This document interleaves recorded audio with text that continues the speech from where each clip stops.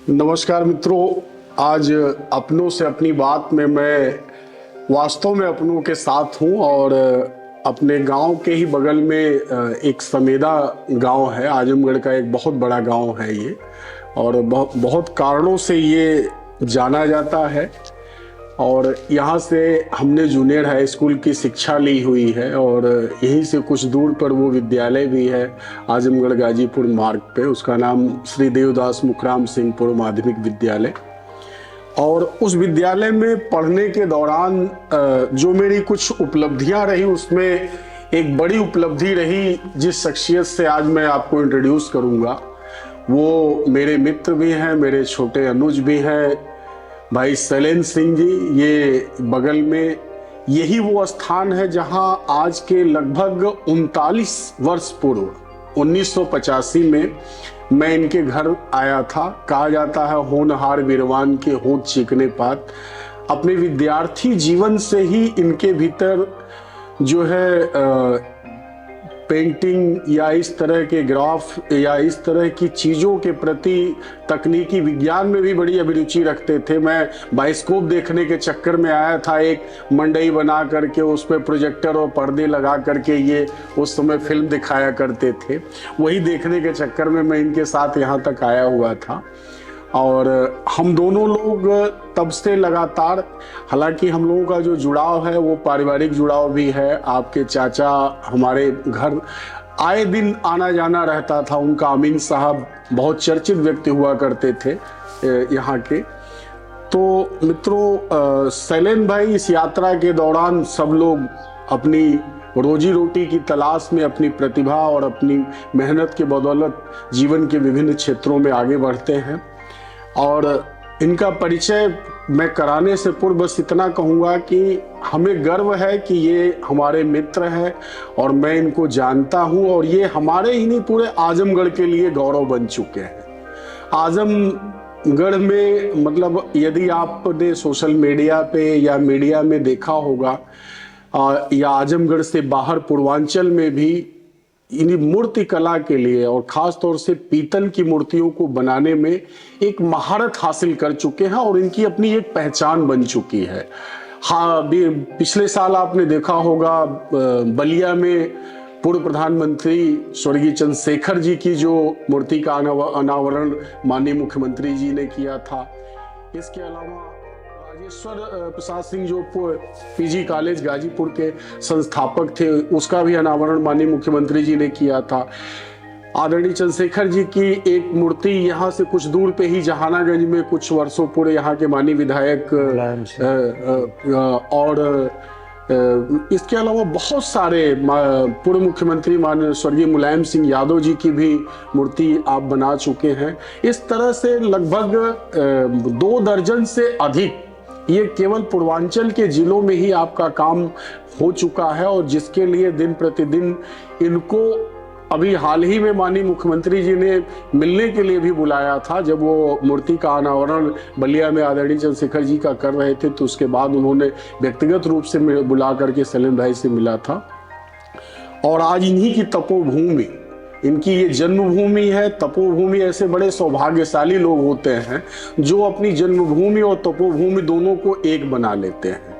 तो इनके कुछ कार्य, जैसे अगर आप मेरे पीछे देख रहे होंगे, एक पूरा 12 फीट की सरदार पटेल की प्रतिमा निर्माणाधीन है। बगल में भगवान श्री राम का भी एक सांचा बन करके बनने की प्रक्रिया में है। तो थोड़ा मैं इनसे भी चाहूँगा कि ये बताएं, और उसके बाद कुछ विद्यार्थी जीवन के और भी प्रसंग मैं शेयर करूंगा जो हम दोनों ने एंजॉय किए हैं। तो शैलेंद्र भाई, आप थोड़ा सा लोगों को ये जरूर बताइए कि इतना बड़ा कार्य घर पे रह करके आप इस तरह से दिन प्रतिदिन जो अपनी छाप और प्रतिभा छोड़ रहे हैं, इस तपस्या, इस साधना के पीछे आपकी अपनी मेहनत और लगन क्या रही, ताकि युवा पीढ़ी उससे प्रेरित हो सके।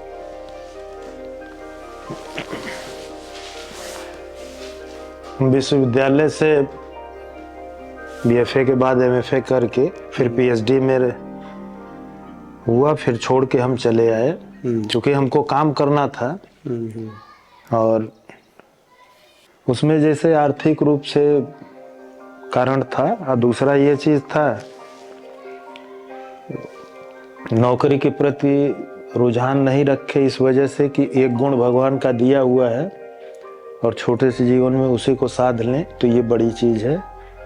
और उसे साधना में लगे, धीरे धीरे करते गए और काम लोगों को पसंद आने लगा और लोग आने लगे।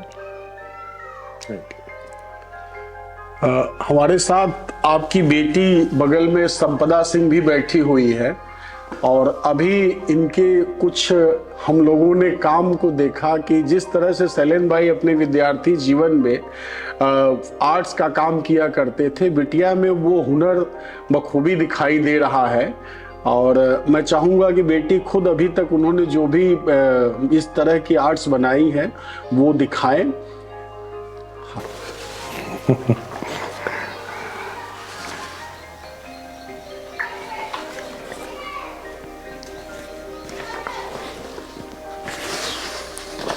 ये जो आप देख रहे हैं बिटिया का ये हाथ से जो इन्होंने ये किया है काम, शैलेंद्र भाई कभी अपने विद्यार्थी जीवन में इसी तरह की जो है चित्रकारी किया करते थे और हम लोग इन चीज़ों से बहुत प्रभावित होते थे इनके।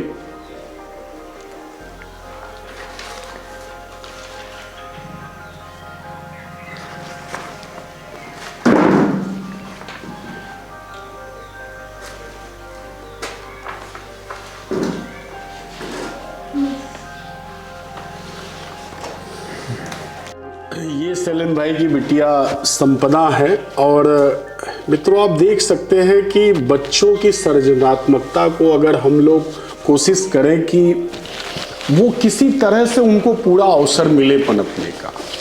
बच्चों में आजकल एक बड़ी चुनौती बनती जा रही है कि बच्चे आक्रामक हो रहे हैं, बच्चे हिंसक हो रहे हैं, बच्चों में मतलब जो है चीज़ों को स्वीकार करने की जो आदत है वो, ये वजह यही है कि जो उनके भीतर सृजनात्मकता की एक ऊर्जा है उसको हम चैनलाइज, उसको हम दिशा नहीं दे पा रहे हैं, जिसके कारण बच्चों, इसलिए आप उसे जो पसंद है, अगर उसे कोई वाद्य यंत्र बजाना पसंद हो तो आप उसे बजाने दीजिए खुल करके, अगर उसे पेंटिंग पसंद हो तो पेंटिंग करने दीजिए, अगर उसे मूर्ति कला में रुचि हो तो सृजन करने दीजिए। क्योंकि अगर सृजन उसके भीतर की ऊर्जा किसी सृजनात्मक कार्य में नहीं जाएगी तो वो धीरे धीरे कहीं ना कहीं जो है विध्वंस या निगेटिविटी की तरफ चैनलाइज होगी। हम एक बात बताएं। बिल्कुल, इस संदर्भ में शैलेंद्र भाई भी कुछ कहना चाह रहे हैं। हम जब पढ़ते थे हम लोग तो अपने मन से जो बनाना था वो बनाते थे, जो भी मतलब किसी तरह का कोई गाइडेंस नहीं था। अब बनाने का मतलब एक तो ये है कि जैसे बचपन में सबसे ज़्यादा आनंद आता था मुझे ड्राइंग बनाने में, खिलौने बनाने में, कुछ भी निर्माण करने में, चाहे मंडई बनाना हो चाहे घर। फिर जब गए वहाँ BHU, जब उसका स्कोप देखे तुम, और स्कोप देखने के बाद तो ये मतलब विश्वास मजबूत हुआ कि हर हाल में पढ़ेंगे, इस साल नहीं होगा अगले साल होगा, मतलब फाइन आर्ट करेंगे। उसके बाद जब एडमिशन हुआ वो दिन मेरे लिए मतलब वो ऐसा खुशी का दिन आज तक नहीं आया, जैसे लगा कि हमको जो चाहिए था वो हम पा गए। बिल्कुल। अब बच्चों के पास है, जैसे इनको तो हम गाइड कर सकते हैं, बता सकते हैं, स्कोप भी देख रहे हैं इसका, ठीक है, आगे क्या कर सकते हैं। हम ऑनलाइन प्लेटफॉर्म पे अगर आप अपनी प्रतिभा और समय का सही सदुपयोग करें तो जो कहा जाता है कि अब पूरी दुनिया, अब केवल एक शहर, एक नगर या एक देश तक आप नहीं, अब आपके हाथ में जो मोबाइल है ये आपको दुनिया के कोने कोने तक पहुंचा सकता है। प्रामाणिक चीज़ों को सही ढंग से अगर आप प्रस्तुत कर सके तो अच्छी चीज़ों की डिमांड हमेशा से रही है और आप देर तक टिके रह सकते हैं। हमारे आसपास मतलब किसी को, जबकि दूर दूर से लोग आते हैं, पूछते हैं, अपने बच्चों को ले आते हैं थोड़ा गाइड करने के लिए, उनसे हम एक ही चीज़ कहते हैं कि ये मतलब तुम्हारी यात्रा है, कई जन्म की सध रही है और इसको चूकना मत। जो हम कला जानते हैं उसी की बात करते हैं, बाकी संगीत गायन सभी है। तो क्योंकि ये सबसे अलग तुमको प्रस्तुत करता है, कुछ सृजन करना, कुछ अलग, कुछ संसार को अच्छा दिखाना या सोचने पे ऐसा बनाना कि सोचने पे वो मजबूर हो जाए, एक बार उनकी आँख खुले। तो कई लोग, बाहर के लोग, बच्चे आते हैं, वो समझते हैं और उस तरह से कार्य भी कर रहे हैं। कई तो जैसे निर्देशन में BHU एडमिशन भी हुआ, फाइन आर्ट की तरफ रुझान लोग कर रहे हैं। एक और छोटा सा प्रसंग विद्यार्थी जीवन का बताऊंगा, तो शैलेंद्र भाई को हो सकता है याद हो। हम लोग जिस विद्यालय में, जिस जूनियर हाई स्कूल में साथ पढ़ते थे, तो उस दौर का निश्चित रूप से बच्चों के भीतर जो भी संभावनाएं, जो भी प्रतिभाएं विकसित की जा सकती थी, उसका सारा प्रयास उस विद्यालय में किया जाता था। तो इन चीज़ों के साथ साथ विद्यालय में एकांकी और नाटक भी खूब चलते थे। शैलेंद्र भाई को अब कुछ याद आया होगा, तो उसमें हम लोग जब पृथ्वीराज चौहान का वो था, वो किए थे, प्ले किए, तो शैलेंद्र भाई जो है पृथ्वीराज चौहान की भूमिका में थे और मैं चंद्रवर्धाई की भूमिका में था। और मुझे आज भी वो याद है कि जब इनको शब्द वेदी बाण चलाना था और मुझे बोलना था मत चूको चौहान, तो ये जिस भाव से और जिस उत्साह के साथ, मतलब वो लगता था कि जैसे कि जो कहीं न कहीं उनका जो जोश था वो इनके ऊपर दिखाई दिया। एक प्ले और हम लोग करते थे, लेकिन हालांकि प्ले होता है, लेकिन उससे मैं आज तक अपना दुर्भाग्य मानता हूँ। शहीद आजम भगत सिंह का प्ले हम लोग करते थे, मुझे जनरल डायर की भूमिका तो और शैलेंद्र भाई उसमें भगत सिंह की भूमिका में थे। लेकिन ये था कि आप इसी से अंदाजा लगा सकते हैं कि 39 वर्ष बीतने के बाद भी आज भी वो चीजें हमारे जेहन में कितनी जीवंत हैं। ये संस्मरण में सिर्फ इसलिए बता रहा हूं कि अपने बच्चों को सिर्फ किताबों तक मत समेटिए।